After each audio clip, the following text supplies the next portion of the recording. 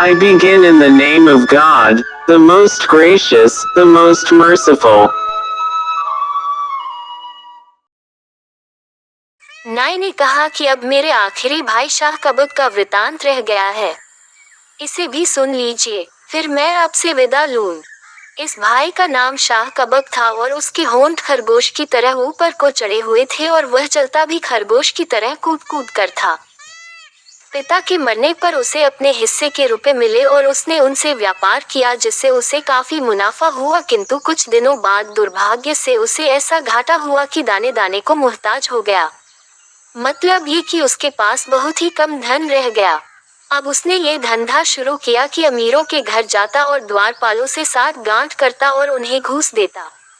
वे उसे अंदर जाने देते जहां वह गृहस्वामी के पांव पकड़कर उससे भीख मांगता। द्वारपाल भी कहते कि बेचारा वास्तव में अत्यंत दुखी है, इसे जरूर कुछ दे दीजिए। एक दिन घूमते घूमते वह एक विशाल भवन के सामने गया जहां बहुत से नौकर चाकर दौड़ भाग कर रहे थे। उसने एक सेवक से पूछा कि यह किसका मकान है। उसने कहा, मालूम होता है तू परदेसी है, तभी इस महल के स्वामी का नाम पूछ रहा है। हमारा स्वामी तो सूर्य की भांति प्रसिद्ध है। उसका नाम जाफर बरमकी है जो खलीफा का विश्वास पात्र मंत्री है। मेरे भाई ने उन सेवकों से पूछा कि क्या मुझे यहाँ कुछ भिक्षा मिल सकती है। उन्होंने कहा कि हमारा स्वामी अति दयालु है, वह किसी याचक को नहीं रोकता। तुम बेखटक अंदर चले जाओ और हमारे मालिक से भीख मांगो, वह तुम्हें निहाल कर देगा। मेरा भाई अंदर गया तो वहाँ का ऐश्वर्य देखकर उसकी आंखें फट गईं। महल बहुत बड़ा था और अत्यंत मूल्यवान वस्तुओं से सजा हुआ था। उसमें शानदार संगमरमर का फर्श था और हर जगह रंगीन रेशमी पर्दे लटक रहे थे। कई दालानों और वाटिकाओं से होता हुआ मेरा भाई एक दालान में पहुंचा जहां बहुत से नौकर चाकर थे और एक वृद्ध पुरुष एक सोने के काम वाली गद्दी पर बैठा था। मेरा भाई समझ गया कि यही बरमकी है। उसने प्रणाम किया तो बरमकी बोला, क्या चाहते हो? मेरे भाई ने उसे झुककर सलाम किया और कहा, सरकार मैं निर्धन मनुष्य हूँ और आप जैसे ऐश्वर्यवान व्यक्ति से कुछ मांगने आया हूँ। बरमकी इस बात से खुश हुआ और उसकी दीनहीन दशा देखकर बोला कि आश्चर्य है कि हमारे बगदाद शहर में भी कोई ऐसा निर्धन व्यक्ति है। मेरा भाई यह समझा कि यह मुझे बहुत कुछ देगा और उसने बरमकी को बहुत आशीर्वाद दिया। बरमकी ने उससे कहा कि मैं तुम्हें ऐसा दान दूंगा जिसे तुम जीवन भर याद रखोगे। फिर मेरा भाई बोला कि मैं सौगंध पूर्वक कहता हूँ कि मैंने अभी तक कुछ नहीं खाया है। बरमकी बोला, ये तो बड़े दुख की बात है कि तुम अत्यंत भूखे भी हो। मैं तुम्हारे लिए अभी भोजन मंगवाता हूँ। ये कहकर बरमकी ने जोर से आवाज दी, छोकरे, हाथ धोने के लिए पानी ला। न कोई छोकरा आया न पानी, किंतु बरमकी अपने हाथ ऐसे मल मल कर धोने लगा जैसे कि उन पर कोई पानी डाल रहा हो। उसने मेरे भाई से कहा कि तुम भी आगे आओ और हाथ धो। मेरे भाई ने सोचा कि बरमकी परिहास प्रिय है। वह भी आगे बढ़कर झूठ मूठ हाथ धोने लगा। फिर बरमकी बोला कि अभी भोजन भी आ रहा है। कुछ क्षणों के बाद वह अपने मुंह तक हाथ ले गया और ऐसे मुंह चलाने लगा जैसे ग्रास को चबा रहा है। उसने मेरे भाई से कहा कि तुम भी खाओ, संकोच क्यों कर रहे हो? इस घर को अपना ही समझो। मेरा भाई, जो वास्तव में भूखा था, इस झूठ मूठ की दावत से कुढ़कर रह गया और कुछ न बोला। बरमकी ने कहा, क्या बात है? क्या तुम्हें ये शीरमाल और यह कबाब अच्छे नहीं लगते? तुम खा क्यों नहीं रहे हो? मेरे भाई ने कुछ और उपाय न देखकर बरमकी की भांति ही झूठ मूठ खाना शुरू कर दिया। कुछ देर बाद बरमकी ने पुकार कर कहा, सच कहो तुमने ऐसा स्वादिष्ट चकोर और बटेर का मांस कभी खाया है? फिर इसी प्रकार उसने झूठ मूठ बतख का मांस खाया और खिलाया। फिर बरमकी बोला कि देखो यह मुर्गे का कैसा स्वादिष्ट मांस है, एक टांग और एक बाजू तुम भी लो। फिर कहा, देखो ये बकरी के बच्चे का भुना मांस है, उसे भी उसने झूठ मूठ खाया और खिलाया। इसी प्रकार कई प्रकार के कल्पित व्यंजन उसने मंगाए और झूठ मूठ खाए और खिलाए। फिर एक व्यंजन का एक ग्रास लेकर मेरे भाई के मुंह की ओर ले गया और कहा कि इसे मेरे हाथ से खाओ। शाह कबक ने उस झूठे ग्रास को चबाया और कहा, वास्तव में इसका स्वाद अद्वितीय है। बरम की बोला कि मैं पहले ही कहता था कि तुम इसे पसंद करोगे। अच्छा, अब एक और चीज खा कर देखो। ये कहकर वह फिर एक हवाई ग्रास शाह कबक के मुंह की ओर ले गया। शाह कबक ने यूं ही मुंह चलाकर कहा, वाह, इसके स्वाद का क्या कहना, ये भी पिछले व्यंजन से कम नहीं है। इसमें से अंबर, लौंग, जायफल और जावित्री सबकी सुगंध आ रही थी और कोई सुगंध किसी दूसरी सुगंध को दबा नहीं रही है। बरम की बोला कि जी भर कर इसे खाओ। फिर बरम की ने छोकरे को जो कहीं उप्स त नहीं था आवाज दी कि खाने के बर्तन उठा ले और फल्ला। फिर मेरे भाई से कहा कि यह बादाम आज ही तोड़े गए हैं। इसके बाद वे दोनों काल्पनिक रूप से बादामों को तोड़कर उनका छिलका फेंककर गूदा खाने लगे। इसी प्रकार और भी भांति भांति के मेवों और फलों को बरमकी ने झूठ मूठ खाया खिलाया। शाह कबक ने खूब तारीफ की और कहा कि बहुत ही स्वादिष्ट चीजें खाने को मिली जिनसे मुंह थक गया लेकिन मन न भरा। अब बरमकी ने मुस्कुराकर उसकी ओर हाथ बढ़ाया और कहा कि यह मदिरा पियो। शाह कबक ने कहा कि हमारे परिवार में मदिरा पान वर्जित है, किंतु बरमकी बराबर जोर देता रहा तो उसने झूठ मूठ का प्याला अपने गले में उड़ेल लिया और कहा, मालिक, मैंने सुना था कि शराब में नशा होता है, मुझे तो बिल्कुल नशा नहीं चढ़ा। बरमकी ने कहा कि अब मैं तुम्हें एक नए प्रकार की तेज शराब पिलाता हूँ। ये कहकर उसने एक काल्पनिक प्याला मेरे भाई की ओर बढ़ाया। उसने उसे झूठ मूठ पी लिया और मद्यप की तरह चेष्टाएं करने लगा। कुछ देर में उसने बरमकी को एक घूंसा मारा, फिर एक और घूंसा मारा। तीसरी बार बरमकी ने उसका हाथ पकड़ लिया और कहा कि तू पागल हो गया है क्या? मेरे भाई ने ऐसा हाव भाव दिखाया जैसे नशे से चौंका हो।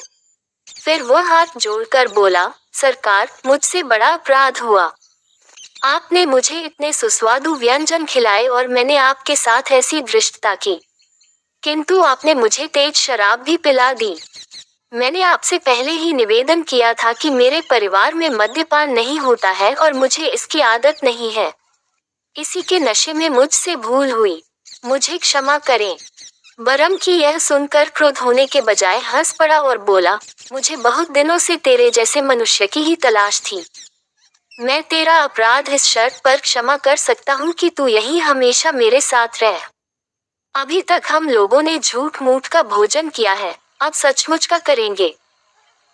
ये कहकर उसने सेवकों को आज्ञा दी और वे सब एक एक करके वही व्यंजन लाए जिन्हें अब तक बरमकी ने झूठ मूठ खाया और खिलाया था। मेरे भाई ने रुचिपूर्वक वे स्वादिष्ट व्यंजन पेट भर खाए। फिर बर्तन उठाए गए और उत्तम मदिरा के पात्र लाए गए।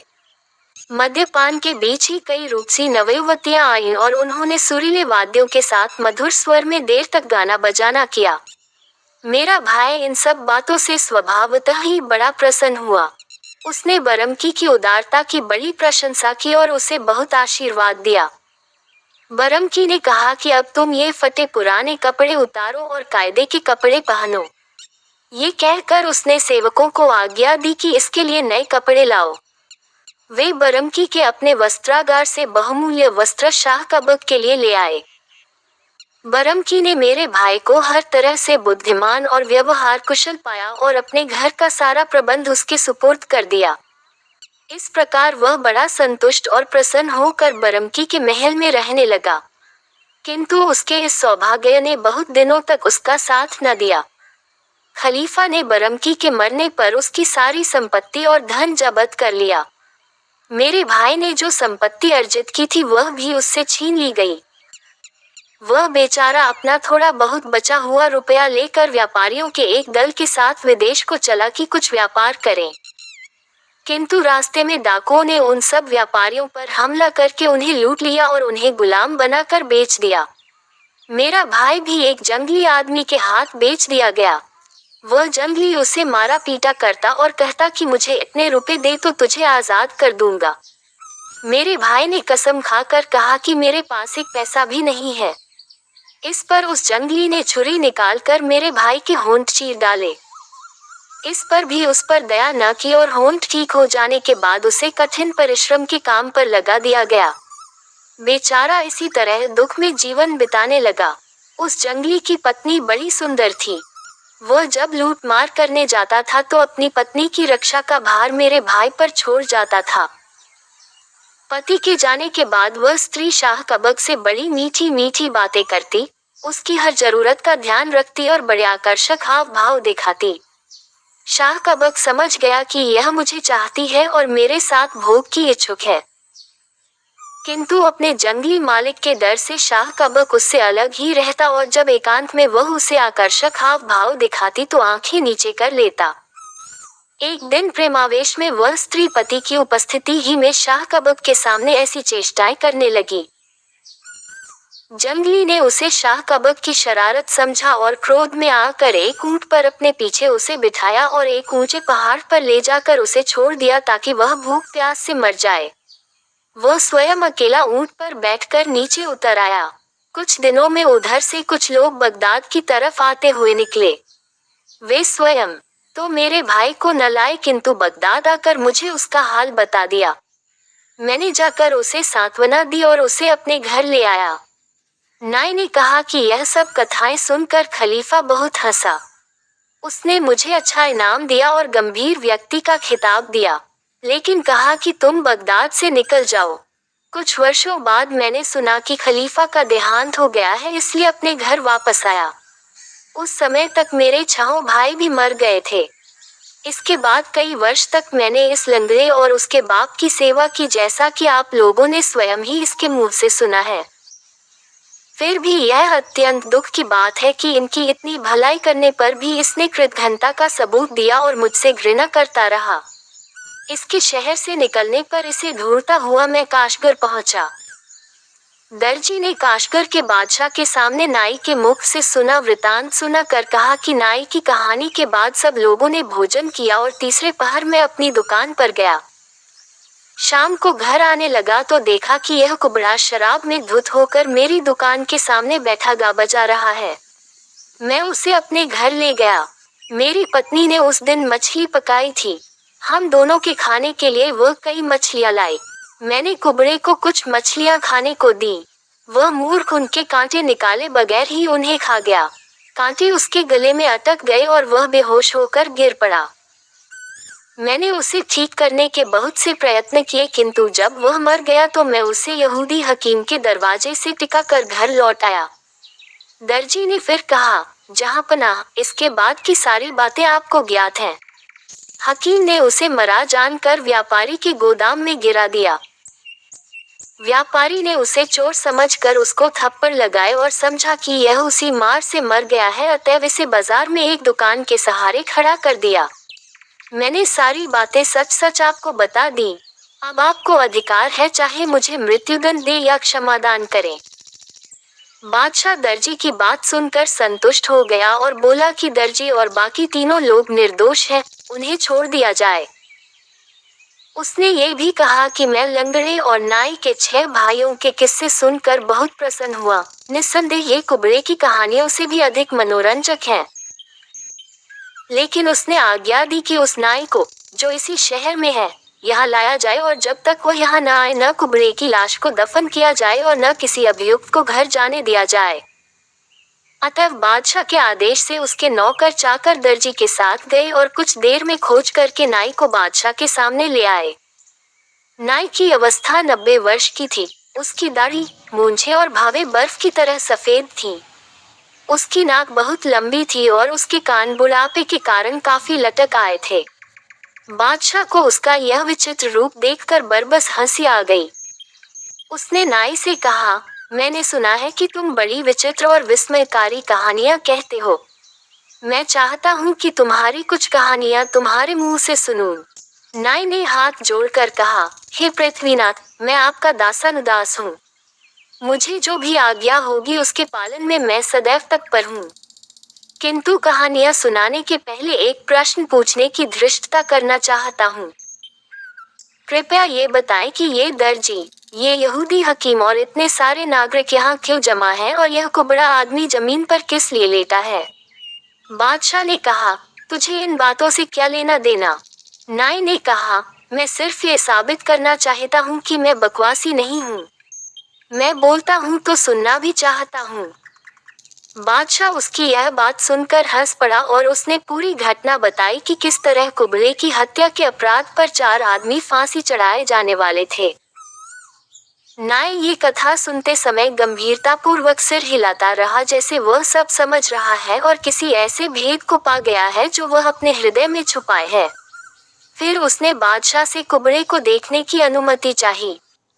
अनुमति मिलने पर वह उठकर कुबड़े के पास गया और बहुत देर तक उसके शरीर का निरीक्षण करता रहा और नाड़ी, आंखें आदि देखता रहा। यकायक वह बड़े जोर से हंसा। वह हंसता ही रहा और हंसते हंसते पीठ के बल गिर पड़ा। उसे ये भी ध्यान न रहा कि बादशाह के सामने इस प्रकार हंसना बड़ी उद्दंडता है। उठने के बाद भी बहुत देर तक हंसता रहा। फिर बोला, सरकार, इस कुबड़े की कहानी तो ऐसी है कि स्वर्णाक्षरों में लिखवा कर रखी जाए। लोग उसकी बात सुनकर आश्चर्यचकित हुए और कहने लगे कि या तो इस नाई का मस्तिष्क फिर गया है या बुढ़ापे के कारण इसकी मति मारी गई है। बादशाह ने भी विनोद पूर्वक कहा, हे अल्पभाषी बुद्धिसोगर महोदय, आपको इतनी हंसी किस कारण आ रही है? नाई ने कहा, पृथ्वीपाल, मैं आपकी न्यायप्रियता और क्षमाशीलता की सौगंध खाकर कहता हूँ कि यह कुबड़ा मरा ही न है। मैं इसे ठीक कर सकता हूँ। आप अनुमति दे तो मैं इसका इलाज करूँ। अगर मैं सफल न हूँ तो फिर आप मुझे दुर्बुद्धि या विक्षिप्त जो भी चाहे ठहराएं और जो दंड चाहे वह दें। बादशाह से अनुमति पाकर नाई ने अपना संदूकचा खोला और उसमें से एक तेल निकालकर कुबड़े के हाथ और गले पर कुछ देर तक मलता रहा। फिर उसने एक औजार से कुबड़े का मुंह खोला और एक चिमटी उसके मुंह के अंदर डालकर उसके गले में अटका मछली का कांटा पकड़ा और जोर लगाकर उसे बाहर निकाल लिया। उसने कांटा सभी उपस्थित व्यक्तियों को दिखाया। कुछ ही देर में कुबड़े के हाथ पैरों में हरकत हुई और उसने अपनी आंखें खोल दी। इसके अतिरिक्त भी उसके शरीर में जीवन के कई चिन्ह दिखाई दिए। काशगर का बादशाह और सारे उपस्थित व्यक्ति इस बात को देखकर घोर आश्चर्य में पड़ गए कि एक पूरे दिन रात मुर्दों के समान पड़े रहने के बाद भी कुबड़ा यकायक जी उठा। सभी लोगों को इस बात से खुशी हुई। बादशाह ने आज्ञा दी कि कुबड़े की तथाकथित मृत्यु की घटना और नाई की कही हुई कहानियां लिपिबद्ध की जाएं और शाही ग्रंथागार में रखी जाएं। उसने ये भी आज्ञा दी कि चूंकि दर्जी, यहूदी हकीम, मुसलमान व्यापारी और ईसाई को कुबड़े की वजह से बड़ा मानसिक और शारीरिक कष्ट सहना पड़ा है, इसलिए इन लोगों को शाही खजाने से काफी इनाम देकर विदा किया जाए। उसने तीसरी आज्ञा ये दी कि नाई का कुछ मासिक वेतन नियत करके दरबार में रख लिया जाए ताकि वह अपनी कहानियों से हमारा मनोरंजन किया करे। मंत्री की बेटी शहरजाद इस संपूर्ण कथा को कहने के बाद चुप हो रही। दुनियाजाद ने कहा, दीदी, ये तो बहुत अच्छी कहानी थी। मैंने तो समझा था कि बेचारा कुबड़ा मर ही गया होगा। वास्तव में नाई बहुत ही कुशल और बुद्धिमान था कि उसने उसे जीवन दान दे दिया। हिंदुस्तान के बादशाह शहरयार ने कहा, मैं भी इस कहानी को सुनकर, विशेषतर लंगड़े और नाई के वृतांतों को सुनकर अत्यंत प्रसन्न हूँ। शहरजाद ने कहा, यदि बादशाह सलामत मुझे आज प्राण दान दे तो मैं बका के पुत्र अबुल हसन और खलीफा हारून रशीद की प्रेयसी शमसुन निहार की कहानी सुनाऊंगी।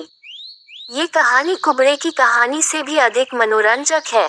चुनांचे उस कहानी के सुनने की इच्छा के कारण बादशाह ने उस दिन भी शहरजाद का वध न करवाया। वह दिन भर दरबार में बैठकर अपने राज्य प्रबंध में लगा रहा और रात को आकर शहरजाद के साथ सो गया। दूसरी सुबह होने के एक पहर पहले दुनियाजाद ने शहरजाद को जगाकर कहा कि अब वह कहानी सुनाओ जिसे सुनाने को कहा था। शहरयार भी जाग गया और कहानी सुनने को उत्सुक हो गया। शहरजाद ने कहना शुरू किया, Subscribe and share and like and comment, but now as you like.